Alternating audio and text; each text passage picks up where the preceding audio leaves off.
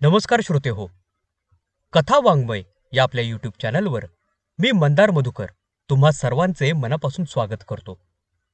ज्येष्ठ साहित्यिक आणि माजी संमेलनाध्यक्ष मराठी साहित्य मंडळ श्री सुरेश लोहार लिखित माहेरचं दान ही कथा आज आपण ऐकत आहोत.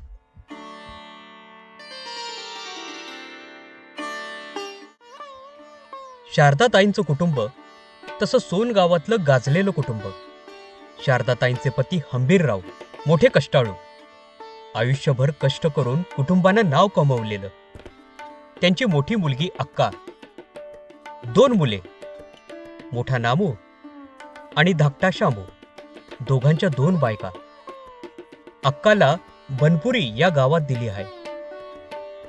पण अक्काची घरची परिस्थिती म्हणावी तशी चांगली नव्हती.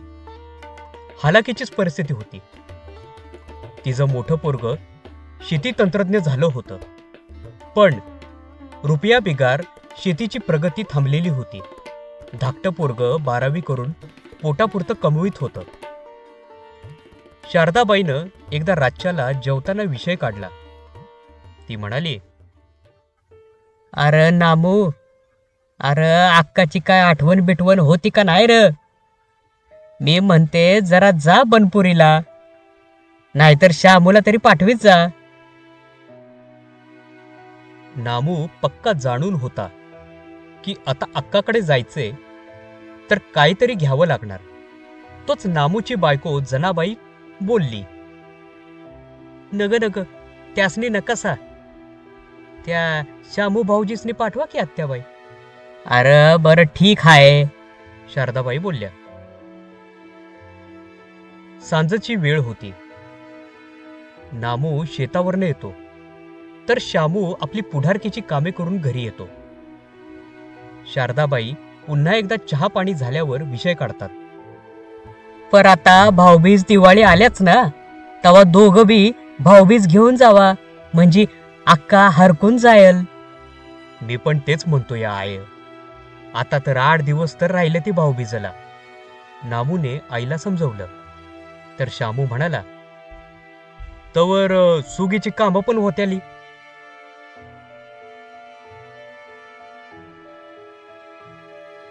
सगळं जिथल्या तिथे छान झालं, पण शारदाबाईंचं आतडं तिळ तिळ तुटत होतं आपल्या लेकीसाठी. एका दिवशी दुपारच्या वक्ताला सगळ्यांचं जेवण खाण झाल्यानंतर तिने विषय काढला. अरे ए पोरांनू, अक्कानं तुमच्यासाठी बऱ्याच खस्ता खाल्ल्या त्या.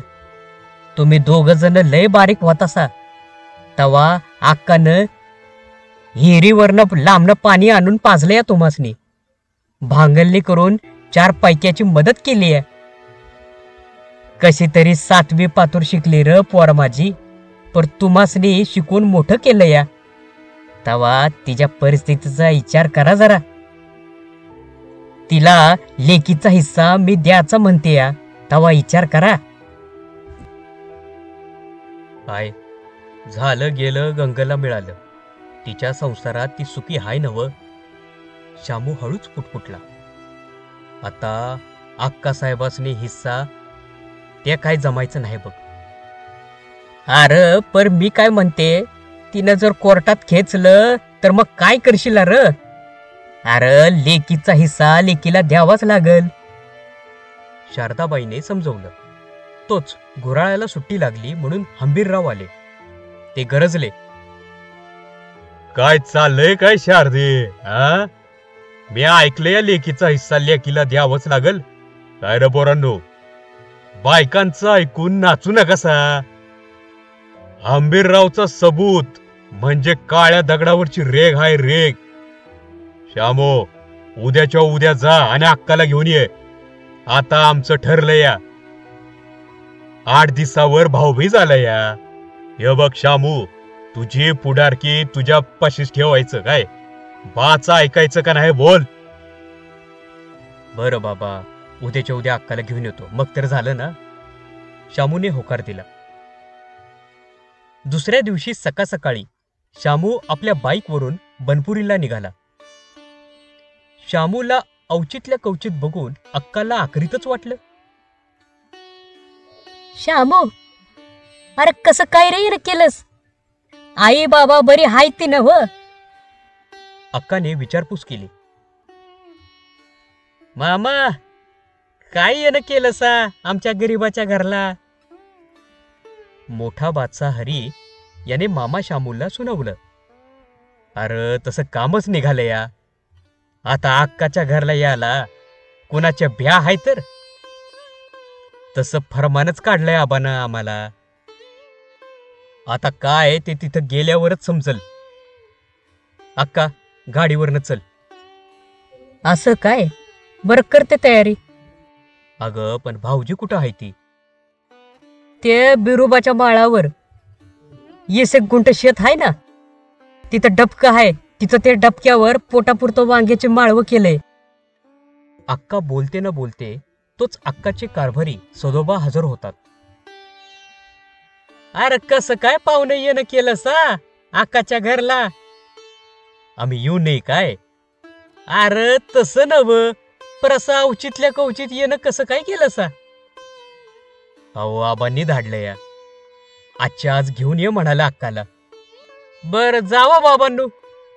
आता वरीच झाला असल, गेली नाही सोनगावला. अक्का घरच्यांच्या रातच्या जेवणाची तयारी करून सोनगावला शामू बरोबर बाईकवरनं निघाली. आणि त्याच दिवशी शामूची बायको तिच्या माहेरवरून बाळतिड्यानं आली होती. तिच्या बुद्धी भाकरीचा कार्यक्रम चालू होता. अक्काला बघताच श्यामची बायको रंजनाला धडकीच भरली. ती विचार करायला लागली. अक्का आली म्हणजे शेतीच्या वाटण्या नक्कीच होणार आहे त्या. अक्काचा पाहुणचार दोघी सुनांनी केला. बुद्धी भाकरीचा कार्यक्रम संपून गेला.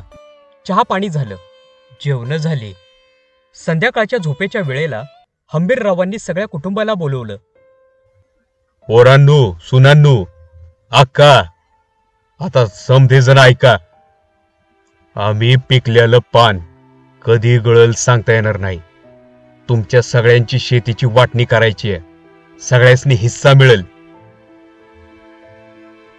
आबा, अहो हे काय करतायसा? अक्काचं अक्काला हाय ना? नामू बोलला. त्यांचं त्यासनी हाय ना, मग हिथं वाटणी कशा पाय? ए पोरांनो, माझं ऐकायचं. अरे अक्काची घरची परिस्थिती बरी नाही. मोठं पोरग चांगलं शिकलं या. माझ्या पुढं कोणी छानपणा करायचा नाही. हंबीररावांनी सगळ्यांना चांगलेच खडसवले. अक्का कष्टाळू होती, पण स्वार्थी नव्हती. आबा, या अशा भानगडी व्हायच्या असतील तर नको आम्हाला ते शेत, नको आम्हाला तो हिस्सा. अगं अक्का, तुझा हिस्सा तुला देतोया. त्यामध्ये चांगला ऊस लाव. 2 वर्षानं कुबेर होऊन जाशील, कुबेर. अगं तुझ्या मोठ्या पोराला शेतीचं तंत्रज्ञान आणि प्रगती करायला रुपये मिळतेली. त्याचबरोबर शारदाबाईंनी अक्काला समजवलं. अगं अक्का, तुझा संसार सोन्यावानी होईल. त्यो बघून आम्हा दोघांच्या डोळ्याचं पारणं फिटल ग. रात्री जेवण खान झाले. इकडल्या तिकडल्या गप्पा गोष्टी रंगल्या. सगळेजण शांतपणे डाराडूर झोपले. सकाळ झाली. आंघोळ पाणी झाल्यावर हंबीरराव शेतावरती निघाले. पोरांनो, अरे लवकर आटपा. मी जाऊन येतो शेतावरनं. शान घाण काढून आणि बैलासनी वैरण घालून येतो. दुपारच्या जेवणाची तयारी होते. तोपर्यंत हंबीरराव येतात.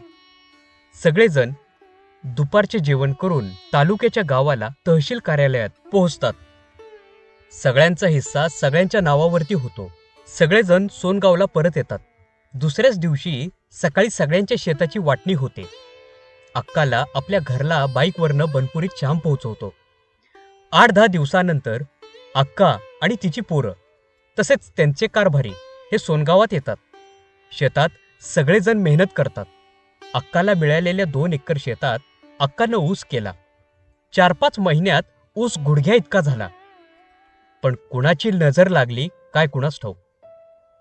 एका रातच्याला कुणी जनावरं सोडून ऊसाची नासधूस केली. हे हंबीररावांना समजलं. त्यांच्या तळपायाची आग मस्तकात गेली. त्यांनी हेरलं.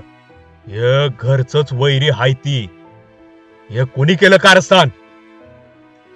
अक्कानं तिच्या घरच्यासनी किती मेहनत घेऊन ऊस वाढवला. हा, त्यांची मेहनत बघावली नाही. आताच्या आता पोलीस स्टेशनात जातो. असा निर्वाळीचा इशारा ऐकल्याबरोबर शामूची बायको कुबूल झाली. ती थरथर कापू लागली. नाही व मामनजी, मॅच वाईट भावनेनं केलं, पण पुण्यांदा असं नाही वागणार व उलट अक्कासनी मदत करीन म्या. अरे जिनं तुमचा संसार फुलिवला, तुमच्या नवऱ्यासनी डोक्यावरनं पाणी आणून घातलं, त्या माझ्या अक्काला गरज आहे रुपयाची म्हणून हे शाद दिलं. अक्का आणि तिचा कारभारीन पोरं किती मेहनत करते ती मेहनत जरा विचारात घ्या. अरे आळस घालवा. शेतात खपल्या बिगर शेत बरकत देत नाही. हंबीररावानं चांगलंच त्यांना खडसावलं. अक्काच्या कुटुंबाचा आदर्श सगळ्यांनी घेतला.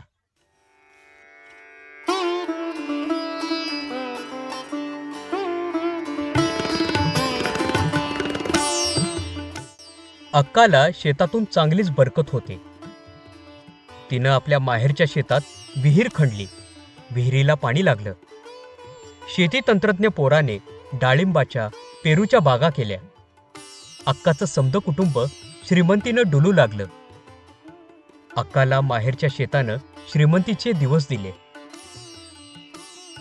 अक्का आपले दिलेलं शेत परत आपल्या बाला द्यायला निघाली. ती माहेरात आली. ती म्हणाली, आय, आबा, आता मला दिलेल्या शेताचा हिस्सा परत घ्या. आमचं आमासनी बक्कळ झालंय. आम्ही सुखात आहे. तुम्ही दिलेल्या शेतातनं भरपेट धन दिलंय आमासनी.